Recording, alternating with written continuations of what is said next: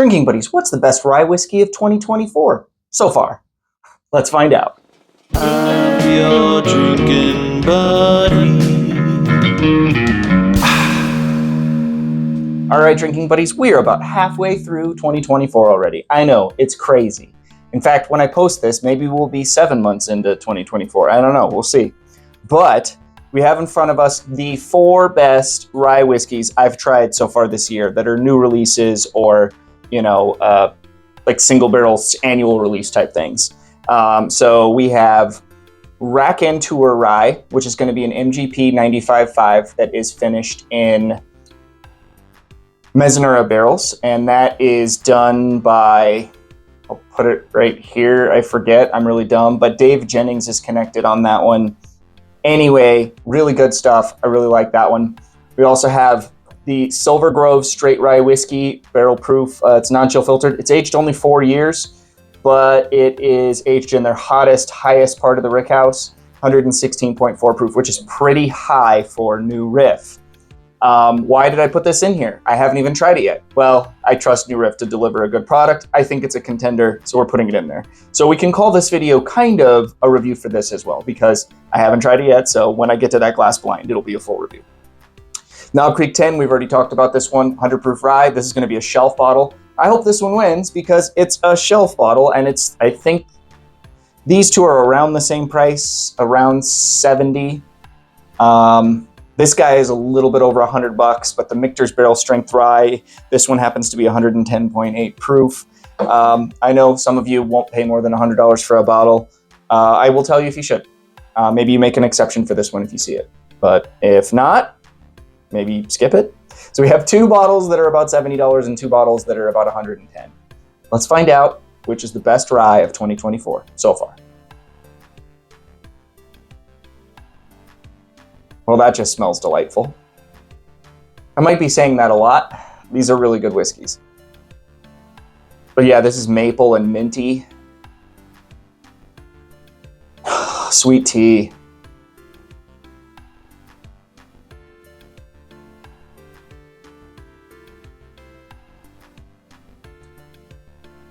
Yeah, mint, sweet tea. Those 2 things come over on the palate. Nice rye spice. Real nice rye spice. Not overly herbal. I like a rye to be slightly herbal, not overwhelmingly herbal.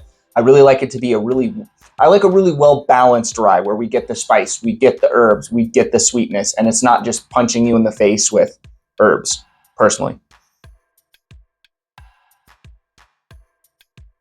There's some like vanilla cookie here as well, like those Nilla wafers. That's really good. That's really good. Starting off strong. Oh, and then there's a little bit of a red fruity thing there that after I'm on the finish. Sometimes you can't move on too quickly. You miss things. We're going back in.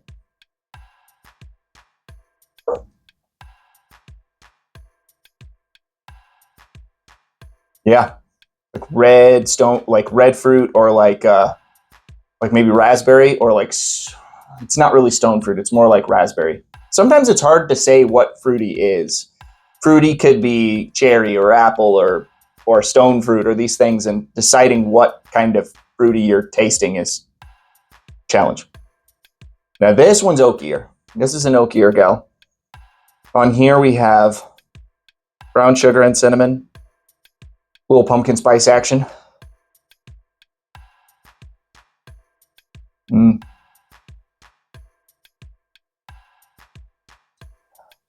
That's maple brown sugar with a slightly herbal finish. That's really good too. Wow. Complex. There's a lot going on both of these whiskeys. I'm really liking how they're like evolving in my mouth. Both of them are like an evolution of flavor that starts with one thing and then finishes with something else on the finish. Because this one was like, sweet and tea and herbal on the palate, and then the finish was fruity. And this is kind of the opposite, where you're getting like sweet, like mapley notes, the things that I already said. And then when you swallow, the finish is giving you this, as it sits in your mouth, as the finish develops, it really turns into a little bit herbal, a little bit more spicy than it was on the palate.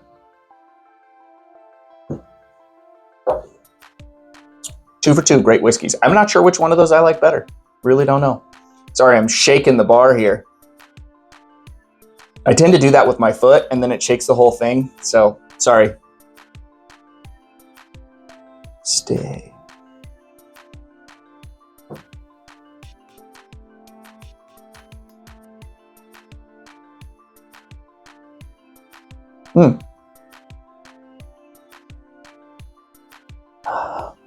That one, oh, wow. Okay, so that is really good. I realized I went right into the palate. I didn't give you any nosy notes. I got really excited. But the nose doesn't give you a ton.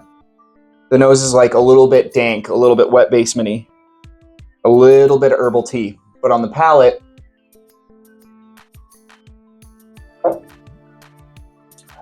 it is red licorice. It is medicinal cherry. It is, there's some nice herbal things coming to the party here. There's some nice rye spice coming to the party here.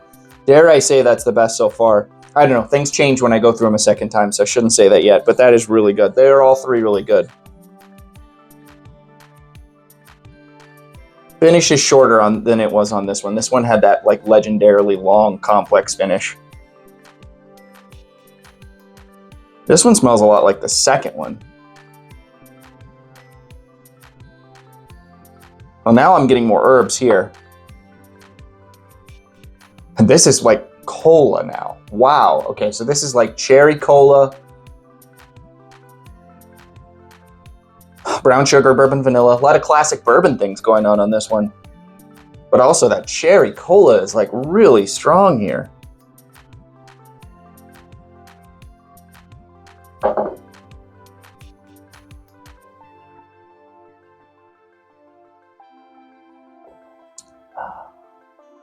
Oh, wow. Shut up.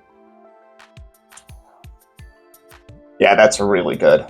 That is, I mentioned this one being like red vines, like licorice. This is much more like red licorice, Twizzlers, like that wax. Maybe not red vines, more like that waxy cherry because it's really coating my mouth in that.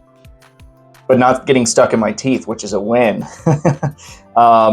Man, that is going to be hard to beat because it's nice and herbal. Maybe there's a little bit of a touch of a black licorice thing here too, but not too heavy.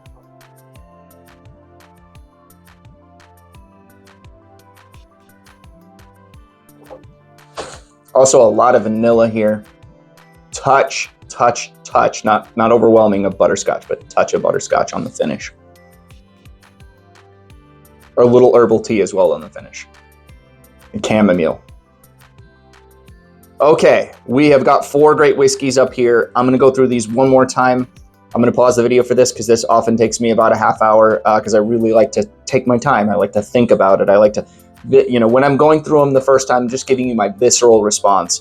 The second time through, I really just kind of take notes. I think about it. I try to really, really break them down and decide which is the best. All right, drinking buddies. So things didn't change dramatically on my second time through. There are 4 great whiskeys. There are no losers up here. I will say that these two kind of separated themselves from the pack. I'm going to say this is my least favorite, this is my third favorite, this is my second favorite, and this is my favorite. Put them in reverse order. Didn't mean to, that just happened. This is phenomenal. Whatever's in glass 4 is a whiskey that you need to run out and buy. I actually am not going to make any guessing here. I am just going to tell you that they are all 4 buys for me. So if you walk into a store, you see them, they're a buy for me at MSRP. Don't overpay for this Michter's because I know some stores will mark that up to $200. I don't think it's a $200 bottle. It's at about $110 for a reason. That's top end. If the manufacturer thought they could get more out of it, it would cost more because Michter's does a lot of $200 bottles. They do some $2,000 bottles. So anyway, it's $109 bottle for a reason. But it could be our winner. I don't know. 4th place was the Knob Creek. Okay, well, the shelf bottle didn't wow us today, but like I said, everything up here was a buy. It's really good. 3rd place was, the Michter's. I actually expected this one to be in 1st place. That was my favorite going in. I thought that would win. My 2nd place was The Silver Grove. Holy crap. So the best rye whiskey of the year so far is the Raconteur Rye. That's really impressive. So here's why I think this whiskey is so impressive. First, MGP 95.5 rye. No offense, when I see that on a label, I tend to be like, nah, I'm not gonna buy it. Why? It's in too many bottles. It's something that I feel like is oversaturating the market. And I want something a little different out of rye. 90% of the ryes on the shelf are MGP 95.5 rye. Well, 90% is an exaggeration, but I mean, maybe if you go to a grocery store, like a lot of those bottom shelf grocery store ryes are going to be MGP 95.5 rye. And it's just one that to me is often too herbal. It's too much herbs. And there are exceptions. The Sentinel is a great rye that is finished in mesquited barrels here in Tucson. It's 92 proof. And it's great. That is one that I would recommend. Some of the older Nashville Barrel Company stuff is being sourced from MGP. Those are really tasty too, but they come with a really high price tag. So you got to give a little to get a little. This does not taste like MGP 95.5 rye because, like I said, I've become a little bored with it because it's so oversaturated. This drinks so different, so unique, so awesome. I really like this whiskey. It's a buy for sure. Anyway, drinking buddies, thank you so much for watching. I really appreciate all of you. I could not do this without you. Every time you guys like these videos, every time you guys subscribe to the channel, you make this thing possible. And yeah, most importantly, channel members, you guys are amazing. Chatting with you guys every day, you know, on the Discord, you know, swapping samples with you guys. You know, recently a couple of my channel members picked up bottles for me that I couldn't get elsewhere, you know, and that's something that I sometimes do for them as well. We're a pretty small community, so we just have a lot of fun over there. Thank you so much for all you guys do. I'm going to give some shout outs here because you guys are just amazing. Some people who've been like the pillars of the community holding it up.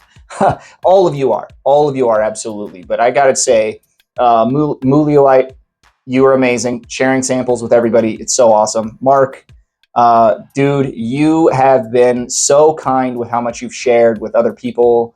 Zach, bro. The amount of flights that I see other people tagging you in that you sent them, so cool to see. And Ben, you know how amazing you have been for me. You know, he has handled a couple of the channel member blind flights, and he just does such a good job of curating bottles for those. Just so awesome. And then I want to mention, you know, two of the people who chat the most because that's just so useful. Because, you know, bringing up comments gets everybody interested. Patrick and Jason, you guys are amazing for just keeping the chat going. Anyway, there are so many more of you. If I left you out, I apologize. I didn't mean to. It's just, you know, an off the cuff thought that I should thank you guys. I really appreciate all of you. But thank you so much for watching. We'll see you on the next one.